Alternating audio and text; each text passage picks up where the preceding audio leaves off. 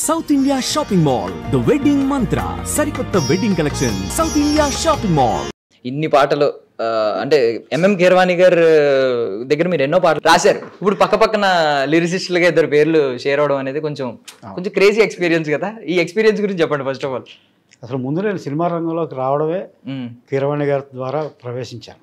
First cinema ఏంటి sir? 1996లో మైనా అని ఒక సినిమా వచ్చింది. ఓకే. సినిమా రిలీజ్ అవ్వలేదు, audio super hit. T series ద్వారా ఆడియో రిలీజ్ అయింది. అందులో సీతారామ శాస్త్రి గారు 4 పాటలు, నేను 2 పాటలు రాశాను. అది ఎంట్రీ. ఆడియో వచ్చింది, సినిమా రాలేదు. ఆ తర్వాత 10 ఏళ్ళకి ఆయనతో అవకాశం వచ్చింది.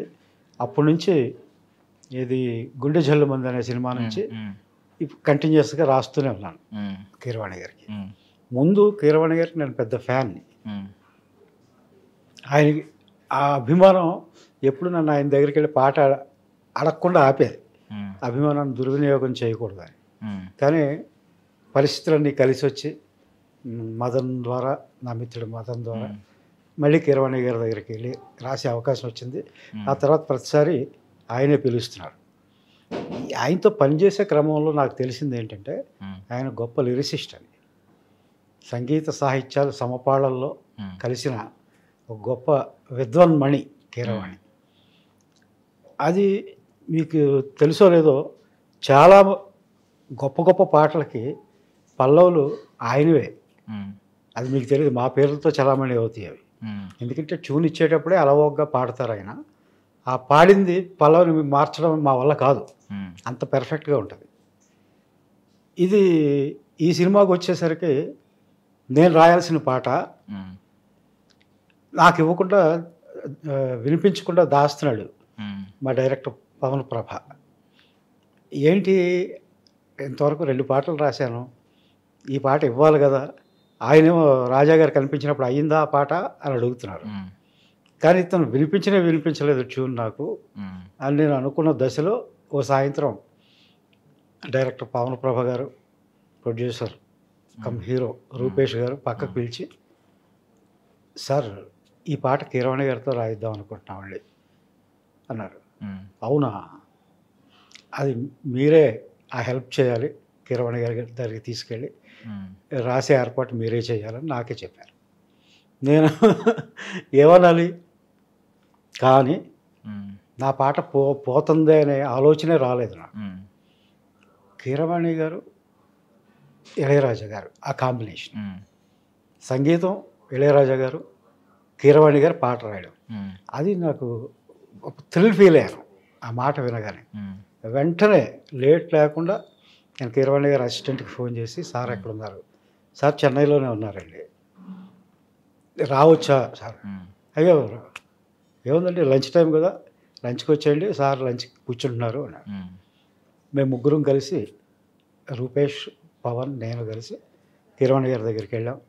ముందు ఆయన చక్కగా మాకు భోజనం పెట్టి వచ్చిన పని ఏంటని అడిగారు. నేను సంగీత దర్శకుడు కీరవాణి గారి దగ్గరికి కాదు, కవి కీరవాణి గారి దగ్గరికి వచ్చారు సార్ వీళ్ళిద్దరూ అంటే ఆయన నవ్వారు. మీతో ఒక పాట రాయించుకోవాలనుకుంటున్నారండి. కన్నా నిదురించరా అనే పాట ఉంది బాహుబలి 2లో. ఆ లిరిక్స్ ఎప్పుడు పొగుడుతూ ఉంటాడు పవన్. అదే నేను కీరవాణి గారికి చెప్పాను, సార్ కన్నా నిదురించరా పాటకి చాలా అభిమానం అండి దర్శకుడు, మీతో ఈ పాట రాయించుకోవాలనుకుంటున్నారు అంటే, కూర్చుని రాజాగారికి చెప్పారా? ఇంకా చెప్పలేదండి, మీరు ఓకే అంటే చెప్తాం. సరే అయితే కథ చెప్పండి అని చెప్పి ఆ సిచ్యుయేషన్ విన్నారు. విని సరే రాజాగారికి చెప్పండి నేను రాస్తాను అని చెప్పారు. నేను వచ్చేసాం బయలుదేరి. మేము రాజాగారి స్టూడియో దగ్గరికి వచ్చేసరికి ఆయన ఫోన్ చేసి, సిపి గారు అంటారు చైతన్య ప్రసాద్, షార్ట్ కట్లో, పల్లవి రాశాను వింటారా, మీరు ఓకే అంటే చలనాలకు వెళ్తాను అన్నారు. ఆయన నన్ను ఓకే చేయమని చెప్పడం లేదు, ఆయన సహృదయత. పల్లవి చదివి వినిపించారు. నేను థ్రిల్ అయిపోయాను. నేను ఇలా కళ్ళు తుడుచుకుంటే వీళ్ళిద్దరూ, ఏమైంది సార్ రాయనన్నారా సారు, ఏమైంది సార్ అలా కళ్ళు తుడుచుకుంటున్నారంటే, కాదు ఆనందంతో కళ్ళు చెమర్చేసినాయి నాకు, అద్భుతమైన పల్లవి రాశారు అని చెప్పాను. ఇంకా తర్వాత ఆటోమేటిక్గా రాజాగారికి చెప్పడం, రాజాగారు అలాగే రాయించండి అని చెప్పడం. అయితే నేను వచ్చి కలుస్తాను రాజా గారు, నేను కీరవాణి గారు మళ్ళీ చెప్పడం. వచ్చేసరికి ఆయన చరణాలు రాసుకొచ్చేసారు. అది ఎలా జరిగింది అంటే, ఇలా అనుకోవడం, అలా వెళ్ళి కలిసేయడం, అలా ఆయన పాట రాసేయడం, చిటికేసినట్టు అంటాం కదా, అలా జరిగిపోయింది. వచ్చి కీరవాణి గారు రాజాగారిని కలిసి రాజాగారి ముందు పాట పాడి వినిపించారు. అప్పటికి 5-6 రోజులు అయి ఉంటుంది ఆయన ఆస్కార్ అందుకుని వచ్చి. అదేమీ లేకుండా ఒక విద్వత్తు కలిగిన సంగీత దర్శకుడి ముందు ఒక లిరిక్ రైటర్ ఎలా ఉండాలో అలాగే ఉండి పాట పాడి వినిపించి ఓకే చేయించుకుని నడిపారు. అలా జరిగింది అది.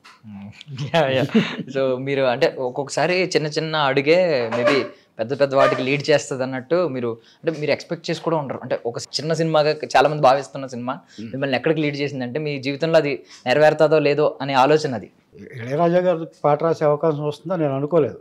ఎందుకంటే ఆయన సినిమాలు తగ్గించారు, పైగా ఆయన దగ్గరికి వెళ్ళే అవకాశం నాకు వేరే రూపంలో లేదు.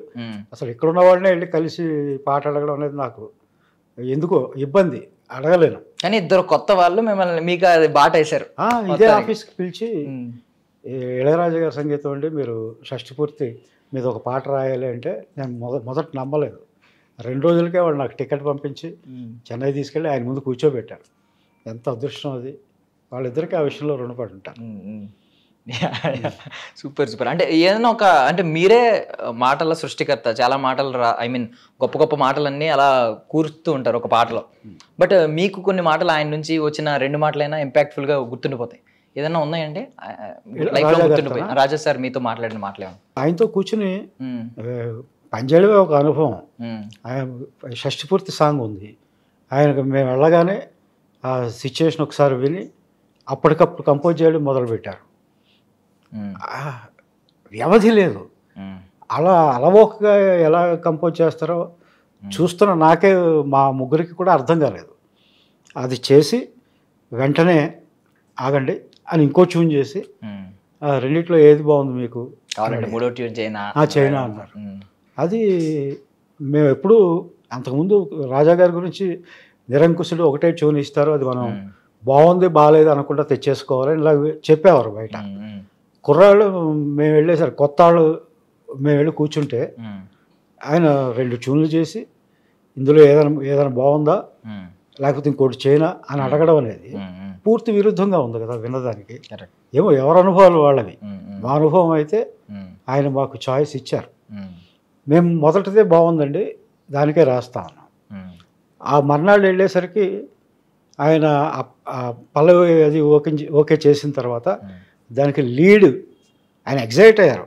షష్ఠి పూర్తి అనగానే పిల్లలు తల్లిదండ్రులకు మళ్ళీ పెళ్లి చేయడం అనే ఆ కాన్సెప్ట్ ఆయనకి విపరీతంగా నచ్చేసి. తమిళనాడులో కూడా లేనట్టుంది సార్ ఇది? వాళ్ళకి లేదేమో మరి. ఆయన చాలా ఎగ్జైట్ అయ్యారు. మన తల్లిదండ్రుల పెళ్లి మనం వాళ్ళకి చూడడం కనుక ఆ లోటు తీర్చుకోవడానికి మనం వాళ్ళకి పెళ్లి చేయడం అనే కాన్సెప్ట్ నచ్చింది. కాదు అందరినీ పిలుస్తాం కదా, పెళ్ళికి రండి పెళ్ళికి రండి పెళ్ళికి రండి అలా స్టార్ట్ చెయ్యి అని అది యాడ్ చేశారు. అది కూడా ఆయన హమ్ చేసి ట్యూన్ ఇచ్చారు. యాక్చువల్లీ పెళ్లి క్యాసెట్లో శ్రీరస్తు శుభమస్తు ఇది పడతా ఉంటది నార్మల్గా. ఇది వస్తుంది సార్ ఇప్పుడు నుంచి. ఇప్పుడు పిలుపులన్నిటికి ముందు పేర్లు వేసేస్తారు. చిన్న ఇన్విటేషన్ కార్డు ఉంటుంది కదా, అందరినీ పిలుస్తున్నట్టు ఇది వేసేసుకుంటారని నా డౌట్.